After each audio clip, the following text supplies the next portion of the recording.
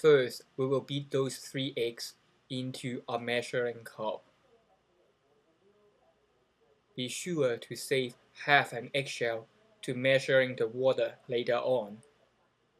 It's essential to use the eggshell because it's proportional to the egg size we are using for the dish. Then we will add the salt and also the sugar. Use a whisk to break the yolks first, then we will beat the egg gently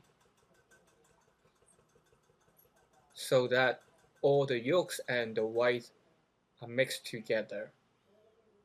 Then we will use the eggshell we saved to measure the water.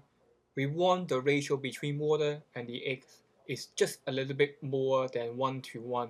So if we use 3 eggs, I will get around 8 eggshell spoonful of water, and then just mix the water and the egg together.